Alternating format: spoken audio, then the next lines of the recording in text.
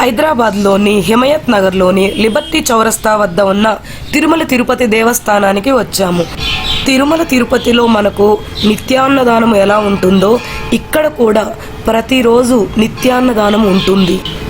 గంటలు గణగణ మోగుతున్నాయి కదా, స్వామివారికి నైవేద్యం పెడుతున్నారు. నైవేద్యం అనంతరం భోజన ప్రసాదం ఉంటుంది. ఇక్కడ చెప్పుల్ని ఇలా కింద వదిలేయచ్చు, లేదంటే ఇక్కడ స్టాండ్ ఉంటుంది, అక్కడ వదిలేయచ్చు. రండి ఒకసారి టెంపుల్లోకి వెళ్దాము, భోజన ప్రసాద కార్యక్రమం ఎలా ఉంటుందో చూద్దాము. ప్రతి ఆదివారము స్వామివారికి కళ్యాణాన్ని చేస్తారు. ఆ రోజు భోజన ప్రసాదం ఉండదు, ప్రసాదం ఉంటుంది. పూజారి గారు చేతులతోనే గంటలు కొడతారు. వీరంతా భోజన ప్రసాదం కోసం వచ్చిన వాళ్ళు మరియు స్వామి దర్శనం కోసం వచ్చారు. అన్నప్రసాదం కావాలంటే స్వామివారిని దర్శించుకోవాల్సిందే. స్వామివారికి అందించే సేవల వివరాలను ఇక్కడ ఉంచారు. దాతల పేర్లను ఈ బోర్డుపై రాస్తారు. ప్రతిరోజు మధ్యాహ్నము 1 గంటకు అన్నప్రసాదాన్ని పెడతారు. దేవాలయాన్ని మధ్యాహ్నం 2 గంటలకు క్లోజ్ చేస్తారు. ఆలయ ప్రాంగణంలో స్వామివారిని ఎలా కొలుచుకోవాలో ఇక్కడ శ్లోకాలు రాశారు. నైవేద్యం పెట్టడం అయిపోయింది, ఇక దర్శనాని కోసం వెళ్తున్నారు. గుడి లోపల వీడియోలు తీయకూడదు కాబట్టి తీయలేదు. గుడి చుట్టూతా ఇలా లైన్లో నిలబడతారు. మగవాళ్ళు వేరేగా నిలబడతారు, ఆడవాళ్ళు వేరే వైపు నిలబడతారు. 100 నుంచి 150 మందికి అన్నదానాన్ని చేస్తారు. దీనికోసము దాతల నుంచి విరాళాలు తీసుకుంటారు. 10,000 నుంచి 15,000 వరకు భోజన ఖర్చు అవుతుంది. ప్రతి నెలలో వచ్చే 3వ శుక్రవారం రోజున మహిళలకు ప్రత్యేకంగా అన్నదానం చేస్తారు. ఆ రోజు మహిళల కోసము కుంకుమార్చన లాంటిది చేస్తారు. శనివారాలు ఇలా కుంకుమార్చన రోజుల్లో దాదాపు 500 మందికి భోజన వితరణ కార్యక్రమం అనేది ఉంటుంది. స్వామివారి ఉత్సవాలు, పండుగలు, పర్వదినాల్లో కూడా భక్తుల రద్దీ ఎక్కువగా ఉంటుంది. ఆ రోజుల్లో దాదాపుగా 400 నుంచి 500 మందికి భోజన వితరణ కార్యక్రమాన్ని చేస్తారు. ఇక్కడ ఉండే ఆధ్యాత్మిక వాతావరణం మనస్సుని ప్రశాంతంగా హాయిగా ఉంచుతుంది. దర్శనం అయిన తరువాత ఈ బయటకు వచ్చే ద్వారం వద్ద మనకు టోకెన్స్ ఇస్తారు. ఇలా ఇవి చూపిస్తేనే మనకు భోజన ప్రసాదాన్ని పెడతారు. దర్శనం చేసుకొని వచ్చిన తర్వాత ఇక్కడ మనకు తీర్థ ప్రసాదాలు అందిస్తారు.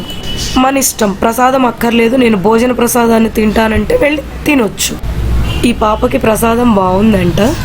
టోకెన్స్ తీసుకున్న వాళ్ళు భోజనం చేయడానికి వెళ్తున్నారు. ఇలా ఆలయం కింద ఉంటుంది. నేను సగం వీడియోని వేసవకాలంలో తీశాను, దాంతో కాళ్ళు కాలుతూ వెళ్తున్నారు. పిల్లలు డాన్స్ చేస్తూ కాళ్ళు కాలుతుంటే వెళ్తున్నారు. ఇక్కడ మనకు టీటీడీ కళ్యాణ మండపం కూడా ఉంటుంది పక్కనే. చెప్పులను ఇక్కడ విప్పుకోవాలి. 100 నుంచి 150 టోకెన్లు మాత్రమే ఇస్తారు. అందుకే చాలామంది త్వరగా వచ్చి లైన్లో నిలబడతారు. దాతలు అందించే విరాళాల మీద ఆ రోజు టోకెన్లు ఇవ్వటం జరుగుతుంది. టోకెన్స్ ఇచ్చే మిషన్ పాడైపోతే టోకెన్తో పని లేదు, డైరెక్ట్గా రావచ్చు. కుంకుమార్చన రోజున మహిళలకు టోకెన్స్ ఎలాంటివి ఇవ్వరన్నమాట. ఇలా లోపలికి వెళ్ళగానే కుడివైపున ఎంట్రన్స్ ఉంటుంది. ఇక్కడే మనకు టోకెన్స్ని కలెక్ట్ చేస్తారు సెక్యూరిటీ. మేము వెళ్ళిన వారం రోజులు దాదాపు టోకెన్స్ ఇచ్చే మిషన్ పాడైపోయిందని టోకెన్స్ లేకుండానే వెళ్ళిపోయాము. ప్రతిరోజు ఈ భోజన ప్రదేశము గోవింద నామస్మరణలో మారుమోగిపోతూ దద్దరిల్లిపోతూ ఉంటుంది. ప్రతి నెల 3వ శుక్రవారము ఈ హాలులో భోజన కార్యక్రమము ఉండదు. ఇక్కడ మహిళల కోసము కుంకుమార్చన సేవ చేస్తారు. కళ్యాణ మండపం కింద ఉన్న సెల్లార్లో ఉంటుంది. ఒక స్వీట్ ఉంటుంది, చట్నీ ఇస్తారు, 2 కూరలు ఉంటాయి, పప్పు అన్నం ఉంటుంది. అన్నము మనకు ఎంత కావాలంటే అంత అన్నం ఇక్కడే పెట్టించుకోవాలి. మళ్ళీ తిరిగి వచ్చి అన్నం పెట్టించుకోవటానికి ఉండదు. ఇలా అన్నం పెట్టించుకున్న వాళ్ళందరూ బయటికి వెళ్ళి తింటారు.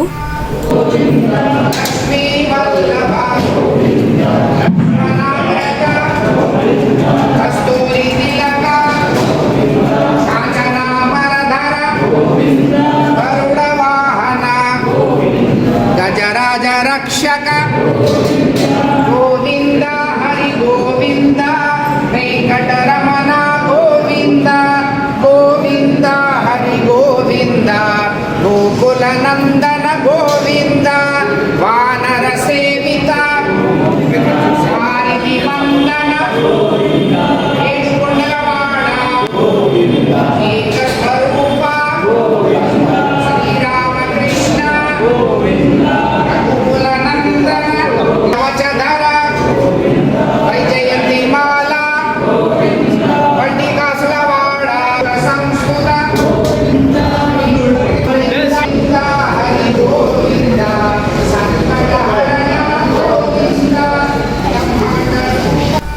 ఇక్కడ తింటారు, చెట్టు కింద నీడలో తింటారు.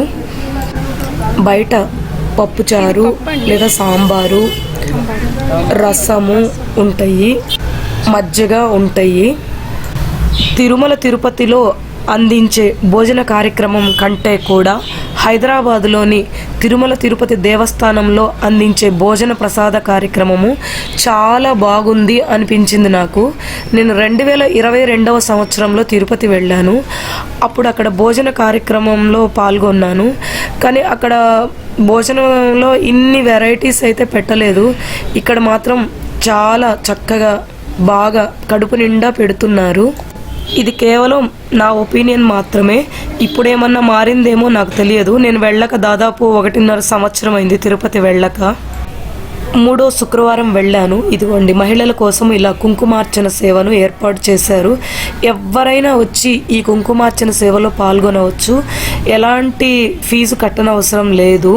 ఉచితంగా కుంకుమార్చన సేవను చేసుకోవచ్చు. గౌరీ పూజ, ముత్తైదు పూజ అంటారు కదండి, అదే ఇది. పూజ అయిపోయింది. తర్వాత ఇలా పూజారి గారి దగ్గర ఆశీర్వచనాలు తీసుకుంటారు మహిళలందరూ. ఆ తర్వాత ఇలా ఒకరికొకరు బొట్టు పెట్టుకుంటారు. ఇస్తేనమ్మ వాయనం, పుచ్చుకుంటున్నమ్మ వాయనం లెక్క పెట్టుకుంటారు. ఇక్కడ 3వ శుక్రవారం మహిళలకు స్పెషల్ అనే చెప్పాలి. ఇక్కడ పూజా కార్యక్రమం అయిపోయిన తర్వాత నేరుగా ఇదిగోండి భోజనశాలకు వెళ్తున్నారు. ఈ కళ్యాణ మండపం కింద సెల్లార్ ఉంది కదండి, అక్కడ ఉంటాయి ఆ రోజు భోజనాలు. ఇవి ఈరోజు పెట్టేవి. రెగ్యులర్గా వచ్చే మగవాళ్ళు మాత్రం కొంచెం సేపు ఆగాల్సిందే. ఆడవాళ్ళు తినటం అయిపోయిన తర్వాతనే నిత్యం వచ్చే వాళ్ళ కోసం ఏర్పాటు చేస్తారు. మగవాళ్ళు స్వామిని దర్శించుకొని వచ్చిన తర్వాతనే ఇక్కడ భోజనం చేయాలి. ఇక్కడ శ్రావణ శుక్రవారాల్లో కూడా వ్రతాలు ఉంటాయండి, వచ్చి పాల్గొనవచ్చు. మీకు కనుక ఈ వీడియో నచ్చితే లైక్ చేయండి, షేర్ చేయండి, కామెంట్ చేయండి, సబ్స్క్రైబ్ చేసుకోండి. మీరు చేసే సబ్స్క్రిప్షన్ మాకు మరొక వీడియోను చేయటానికి ప్రోత్సాహాన్ని అందిస్తుంది. ఇక్కడ ఏ కార్యక్రమాన్నైనా ఆర్గనైజ్ చేసే విధానం బాగుంటుంది. ఈరోజు మెనూలో ఏమున్నాయో చూద్దాం. పాయసం, పచ్చడి, ఆలూ కర్రీ, వెజిటేబుల్ రైస్, పప్పు,